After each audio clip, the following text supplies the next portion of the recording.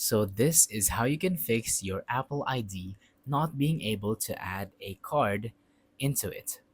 So, as you can see, with that warning, make sure that you are connected to the internet, like properly connected. So I'm gonna turn mine right now. There we go. I am now connected, and now we're gonna want to tap on add. It's going to load. So actually, what I'm trying to tell here is make sure that you have a good internet connection. So just wait for it to load, and after it loads, or if you think that isn't the problem and it's something else, then what you can do is this other method, which involves, resetting or maybe just restarting your phone. Just hold the power button for a bit and then turn it back on and see if that works. Now, if that doesn't work, I have another method which I assure you will probably work.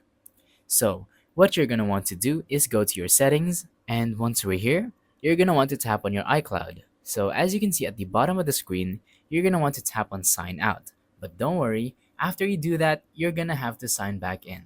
Essentially, this will, reset everything, maybe remove a few bugs, and that will allow you to create or add a new credit card to your wallet or your Apple Pay. And yeah, that's pretty much it. That is the best fix I have for you right now. Just go ahead and see if it works and make sure you're connected to the Wi-Fi, because if you're not, it's going to keep loading like this. And the sign out button will be grayed out instead of red. So connect to your Wi-Fi and then do this method. So thank you for watching. Don't forget to leave a like, subscribe, and let us know in the comments down below if the tutorial works or if you have any questions. Thank you and goodbye.